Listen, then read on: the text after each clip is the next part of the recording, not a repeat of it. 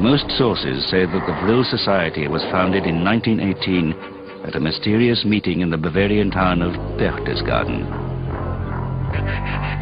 It was a holiday center and would later house the country retreat of Adolf Hitler. It is said that in a mountain lodge, a group of occultists and high-ranking German nationalists secretly gathered to create a powerful inner circle called the All-German Society for Metaphysics, otherwise known as the Vril Society.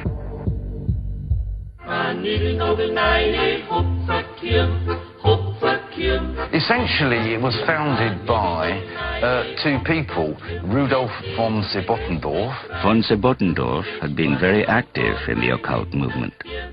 He was a Freemason, an alchemist, and a founder of the 𝗬𝗨 Society. Their belief in a mythical civilization was a precursor to Nazi Aryan ideas. The real name was Adam Glauer, and he was the son of an engine driver, but he awarded himself a title of nobility. In creating the Vril Society, von 𝗧𝗏𝗏𝗏𝗏 was joined by a man who would darkly influence world history. The other main person within it was Dietrich Eckart.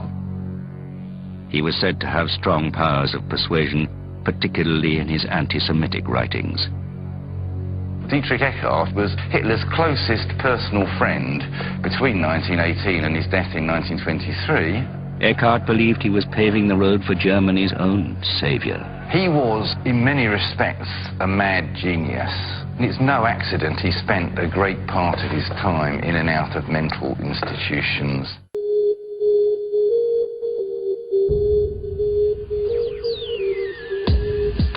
So the Vril Society may have indeed paved the way for the person they would promote as the country's messiah. Their next step would have been to secure his ultimate weapon, Vril.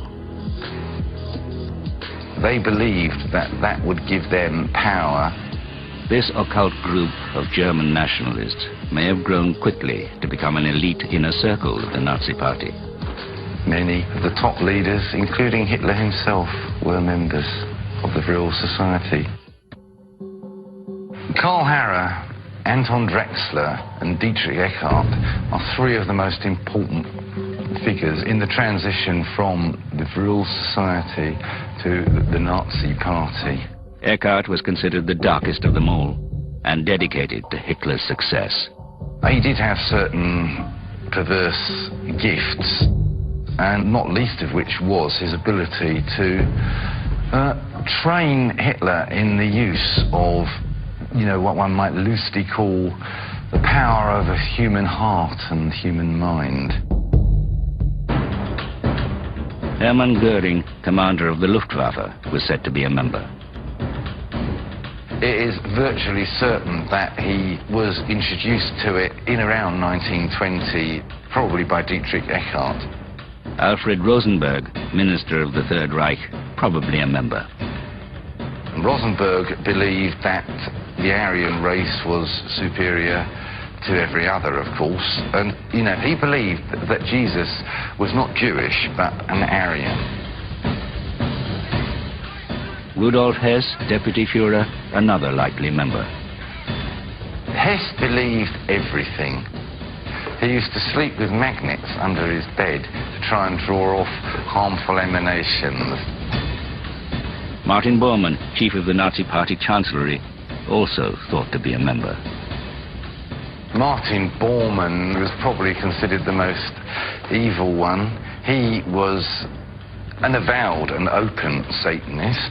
He was quite categorical about his desire to exterminate Christianity as well as Judaism, because he saw Christianity as simply, as he called it, a Jewish perversion. And the most senior Nazi in the Vril Society, Adolf Hitler himself. A great many of the Vril Society members were conscious Satanists.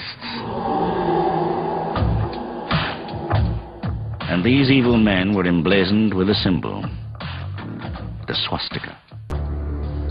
The darkest side of the vril was undoubtedly their belief, which dates back many thousands of years, that to sacrifice a young child will give more power than anything else if you are turning to the darkness.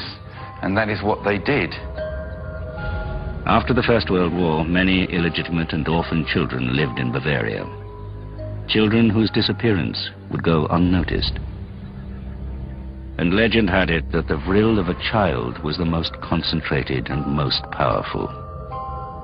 They were seen as being gateways between the astral and the material world in a way that adults were not. So consequently, they were ideal victims for human sacrifice. To the year 1917, 4 men and a woman met here in the Viennese cafe Schopenhauer. The young Maria Ortiz, a spiritualistic medium from Zagreb, the student and fighter pilot Lothar Weitz, the occultist, orientalist and officer 𝗏𝗏𝗱𝗏𝗏𝗏, Rudolf von 𝗧𝗏𝗏𝗏𝗏, an occultist who had recently returned from the Orient, as well as Prelate Gernot from the Order of Knights Templar. Their subject was the coming of the New Age.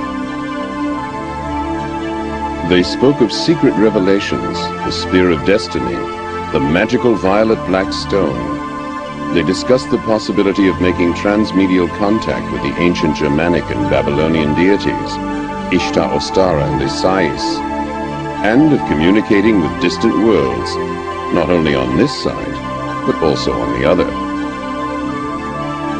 It is quite likely that this coffee house meeting witnessed the birth of the secret 𝗃 Society, which in turn later spawned the German National Socialist Party, the SS, Black Sun, and the Friel Society, which in its turn gave a foundation to the occult activities of the Third Reich.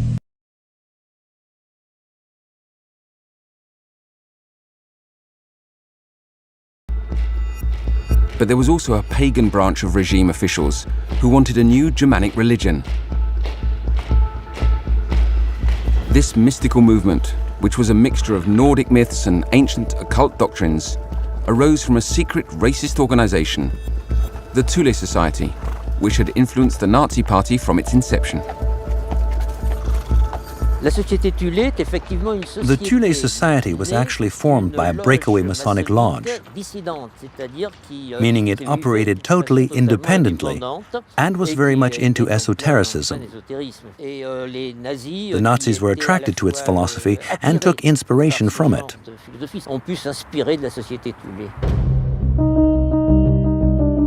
Founded in 1918, 𝗃's members included future key figures of the regime such as Rudolf Hess, the Führer's right-hand man, Hermann Goering, and of course, Alfred Rosenberg.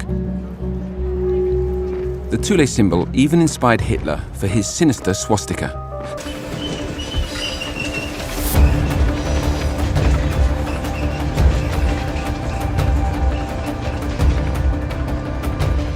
It was in these medieval castles that the SS hid the secret archives of the Freemasons.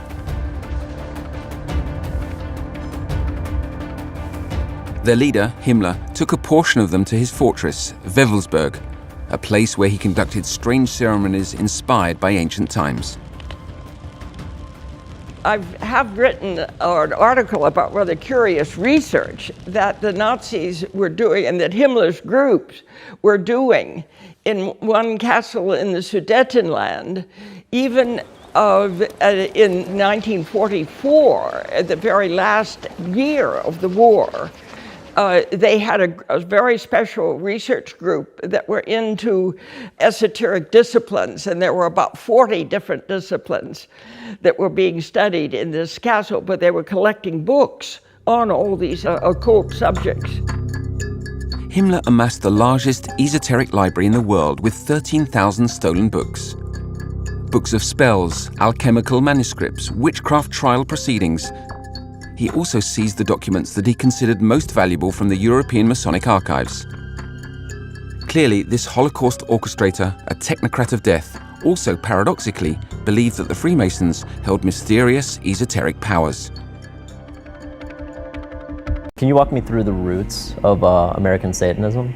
I would state that most ideas of Western Satanism was probably come from the Fool Society back in Germany in the early 1900s. After that, you absolutely have Crowley, who is the most evil man, alive. I mean, when you look at him, his "do what thou wilt" turned into "do your own thing," which is absolutely instrumental in the structure of the 60s, the 70s, even today with "let your freak flag fly," like that's all based on Crowley, who's the most evil man in the world, but then you have this hippie peace movement that spawns from this gentleman. You can even go to Charles Manson, who was instrumental in octave, what is it, air, trees, water, earth, I believe. The Green Movement today is all based on Charles Manson. This is a man that's still in prison today who never killed anyone. Like, if you want to talk about will and what you can create, that man knows what's going on. Yeah. And that's why they have him in a cage. And if you ask him like, hey, do you like jail? He'll just straight up, he'll be like, what jail? Because he knows that he can do whatever he wants in his mind. Is he completely sane? Absolutely not. But that doesn't mean that he's completely ignorant as to the way things work. It's the duality of nature that people don't comprehend. They only see one thing when they look at things.